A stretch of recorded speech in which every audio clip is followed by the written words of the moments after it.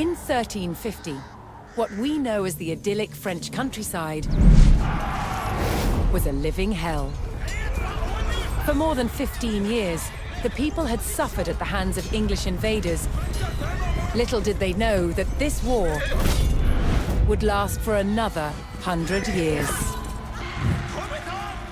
But through this crucible of fighting, famine, and plague, there would emerge the modern nation of France.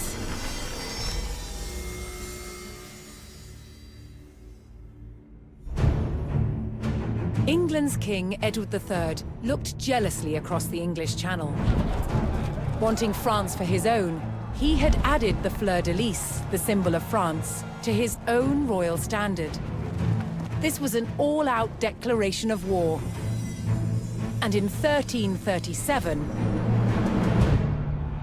he invaded.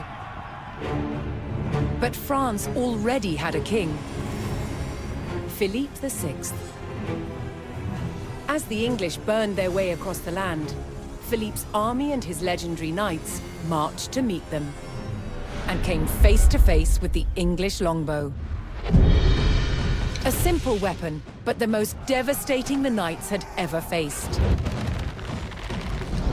The heroes of France fell to storms of English arrows. The war engulfed the French countryside. By 1351, the conflict was focused on Brittany.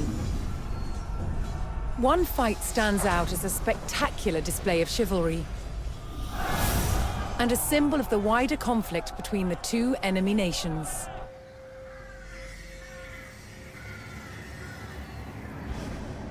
The Combat of the 30 is still commemorated here in Brittany. It was a dispute between two local families. Supported by the opposing sides in the war, the French and English commanders decided to settle it through a trial of knightly combat.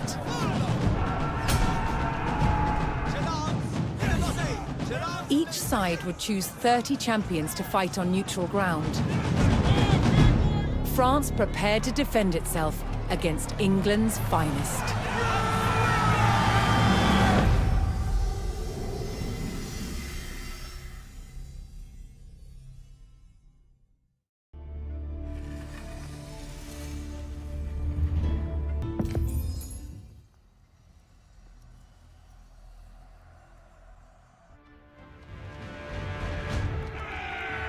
Intent on ending the suffering of the French peasantry, Sir Jean de Beaumanoir sent a challenge to the English commander. 30 champions on each side would compete in a tournament for final claim to Brittany. With the battleground of the halfway oak agreed upon, Sir Jean set out to gather support from local knights.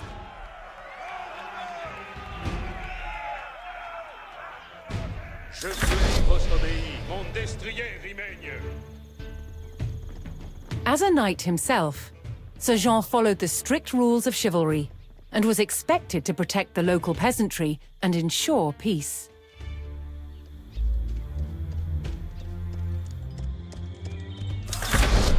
Place, avant, compagnon. Pour votre service.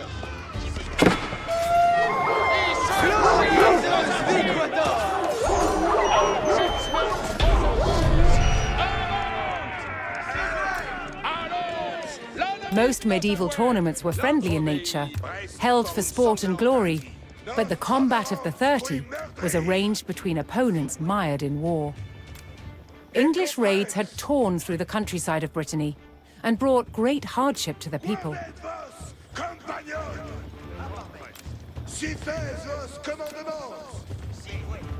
Sir Jean spotted an English raiding party attacking a nearby farmstead.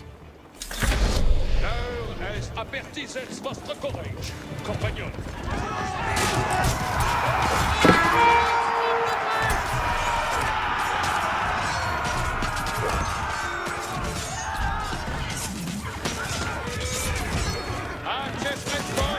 Nous allons, c'est comme votre montre.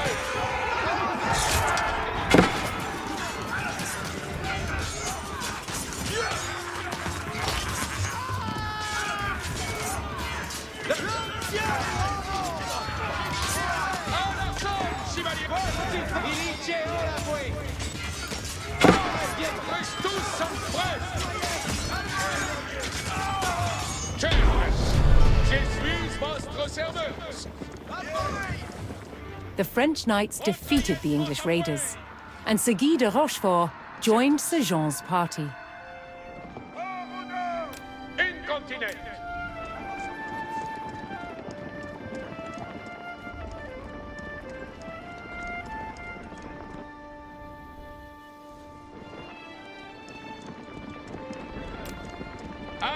Sir Jean's search next brought him to Sir Geoffroy du Bois, whose squires were contending with a detachment of English longbowmen.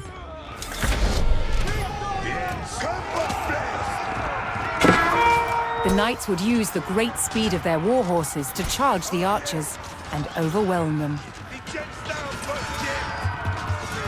The English longbowmen fell, but the French knights knew the enemy would attempt to retake the hilltop fortification and steeled themselves for further attacks.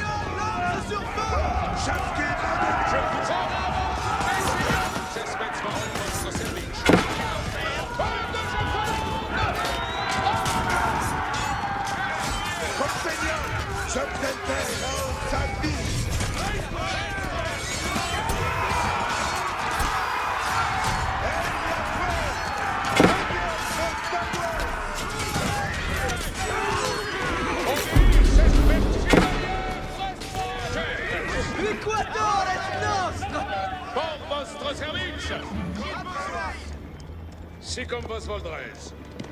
Forme je commande, avant. Avant, compagnons. Avertisez votre courage, compagnons. Honor. Page!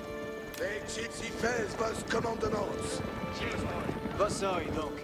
Avec reniez vos armes. Mettons nos en la bouée. Oyez!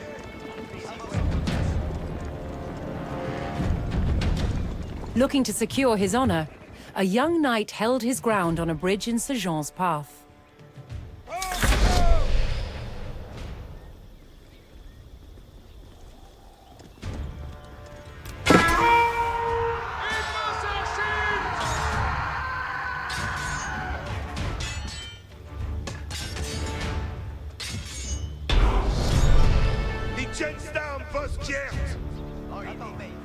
Honorably conceding defeat in the duel, Sir Yves Charel joined the cause.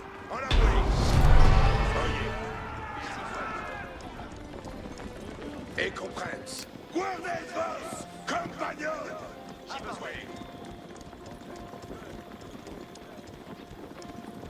Nos troverons qui meurtrir! Si fez vos commandements!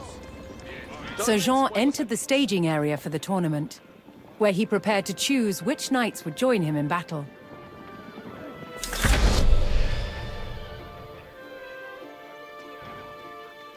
Each knight would be accompanied by his squires, young nobles in training to become knights themselves. Page! Quando je commande, avant.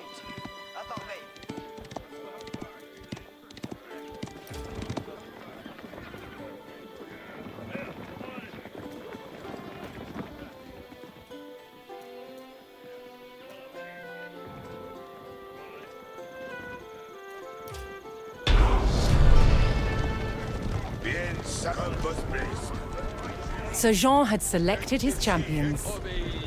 As the sun rose, the two sides entered the arena, ready for the first round of combat.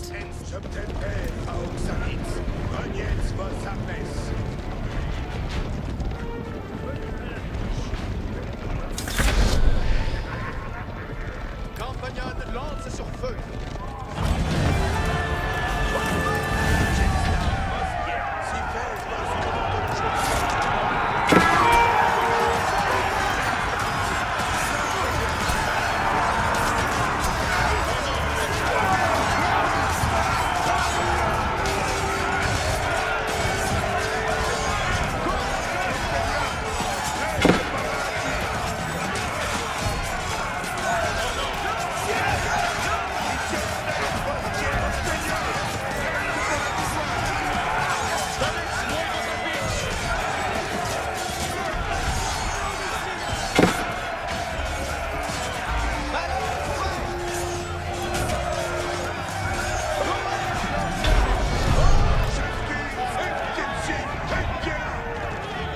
Claiming an easy victory in the first round, the French champions left the arena to recover their strength.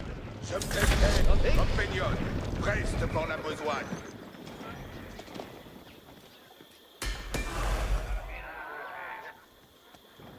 Aveillez votre, Veci commandement. Comprendez, oyez.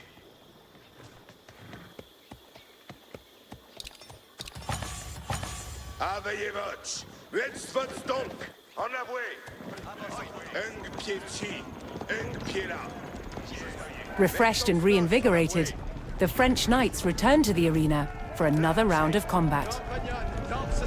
The combat of the 30 was about to decide which nation would control the Duchy of Brittany.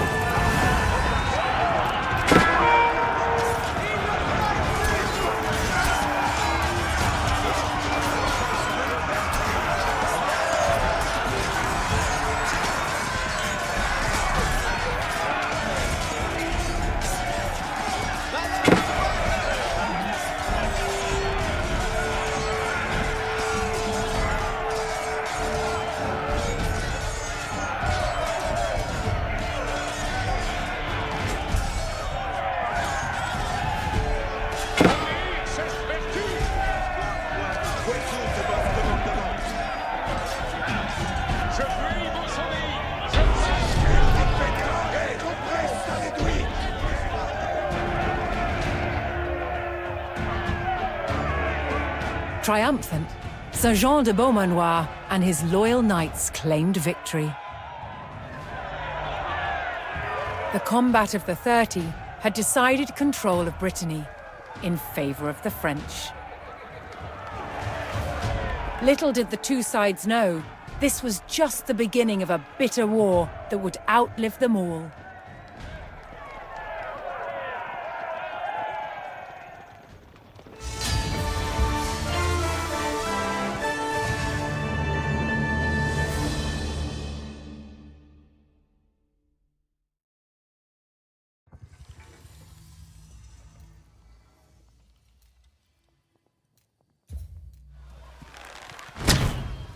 In the 100 Years' War, the English used a terror tactic, a raid through enemy territory, intended to intimidate and provoke the French into battle. It was called chevauchée.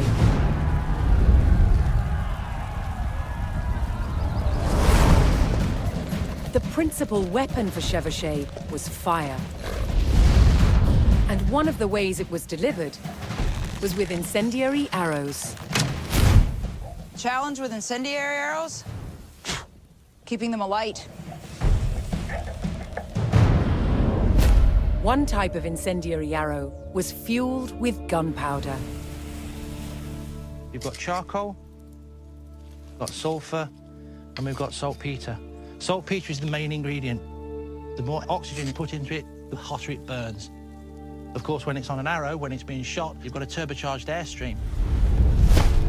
The chemicals are bound together with brandy, left to dry, and poured into a linen bag. The extra long arrowhead is inserted into the bag and then tied off to secure it. It is then sealed by dipping it into boiling tree resin. This resin, which itself is highly flammable, provides a waterproof casing. It also shields the burning gunpowder, so the wind doesn't put it out in flight. Now that looks deadly. And I really want to shoot it. The art to shooting an incendiary arrow is timing. Too early, and it will go out. Too late, it will spit at you like a dragon.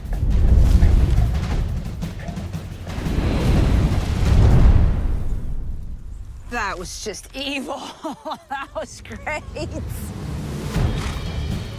The word chevauché means horse raid, and it was mobile light horsemen who spearheaded the attacks.